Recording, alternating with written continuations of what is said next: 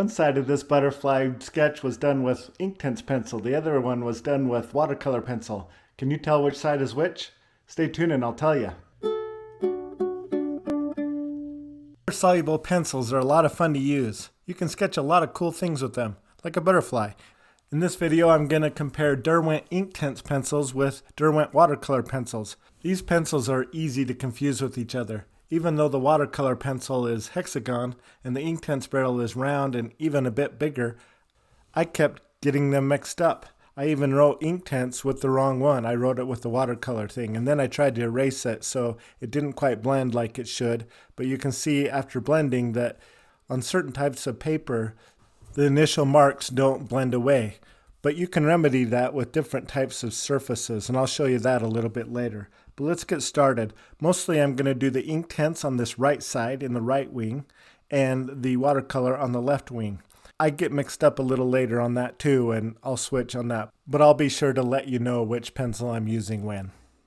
The Inktense is really nice in how it's intense, and it blends really nicely. I like it. Now on the watercolor side, I'm using about the same amount of water, but it's not as vibrant, which isn't a bad thing. Using the pencil on an already wet paper creates a darker mark. This is true for both the watercolor pencil and the Inktense pencil.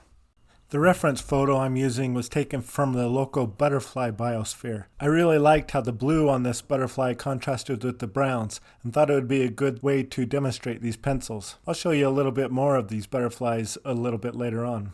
Some people like to use the wet brush directly on the pencil's core and then apply it to the paper.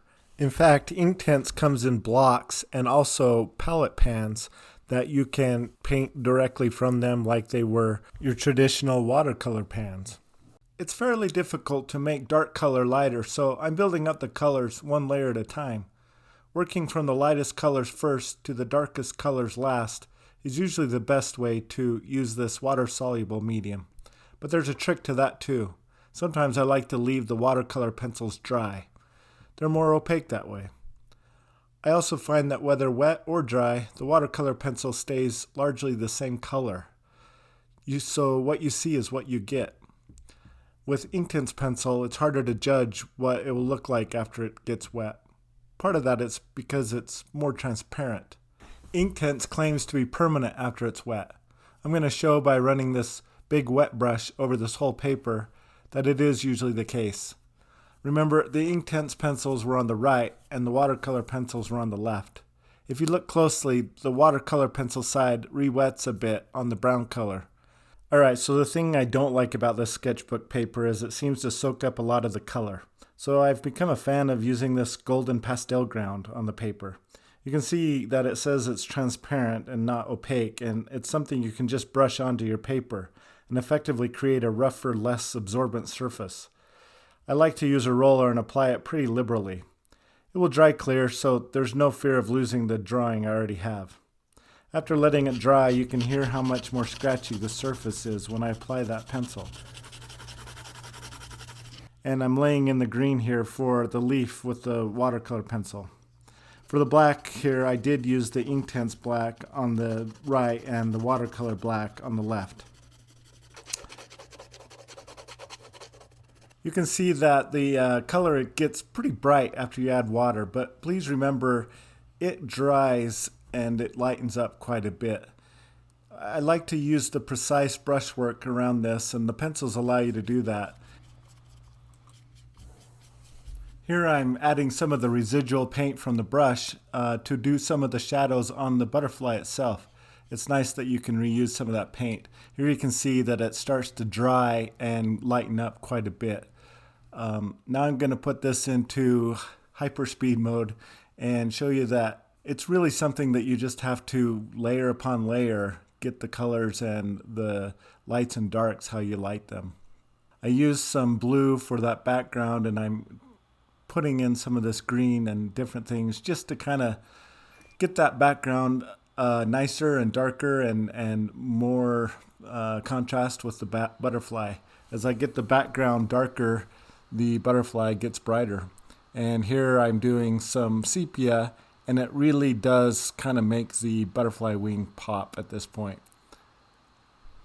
I really like the Inktense in its way to do the details, and the pencils are great. I like it better than the blocks because of the fine details you can get.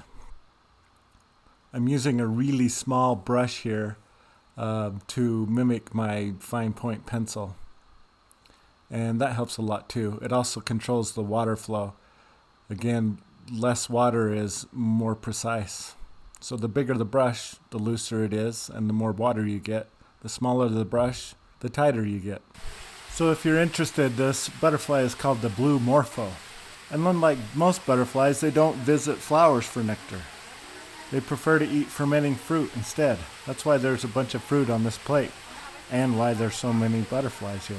So you can see the left side of this butterfly was done with Inktense. And I'm going to finish off the right side with the Derwent watercolor pencils. You may think that the Inktense are better, but it just depends on what you're looking for. In the reference photo, the right side of this butterfly was actually a lighter color than the darker side of the left side. And I like the what you see is what you get part of these pencils. I also like that they do allow me to lift off some of the color when I get too much of it, and that's what I use this paper towel for. One of my favorite things about this pencil is that you can do it dry, and you'll see here that I'm adding some of the white dots with the dry pencil, and I don't intend to make them wider. I'm just going to leave them as is. And I tried to do some white with the Inktense pencil and whiten it up. And I do have a video where it shows that the white pencil in the Inktense is fairly opaque, but generally speaking, if I have a rough paper, I like to just leave it dry. You can see, again, the left is the Inktense and the right is the watercolor. And you'll see that I do use some dry techniques to add some of the details. Which side do you like best? Which pencils would you use? If you ask me, it'd be both. If you want to see some more explorations with my pencils, then take a look at this video where I explore the opaqueness of Inktense. Thanks for exploring art with me.